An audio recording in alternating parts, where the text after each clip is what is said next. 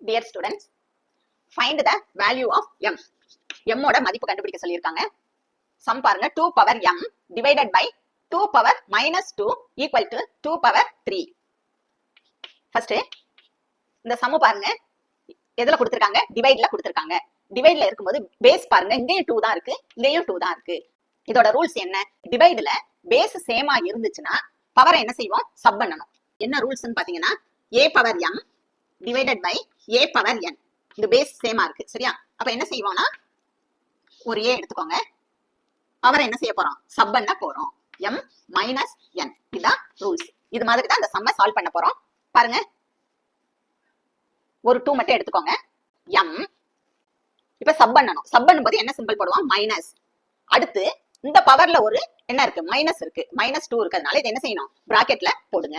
Minus 2 equal to 2 power 3. 2 இந்த m அப்படியே போட்டுக்கோங்க. மைனஸ் இன்டு மைனஸ் என்னதாயிரும்? Plus 2 equal to 2 power 3.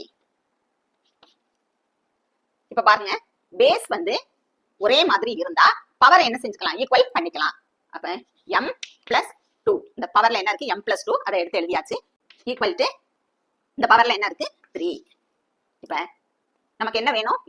m ஓட வேல்யூ தான் கண்டுபிடிக்க சொல்லியிருக்காங்க. அப்ப m இந்த சைடு வச்சுட்டு இந்த 2வை ஈக்குவல் டு இந்த சைடு கொண்டு போக போறோம். அப்ப 3 பிளஸ் 2 இந்த சைடு வரும்போது எதா மாறிடும்? மைனஸ் 2.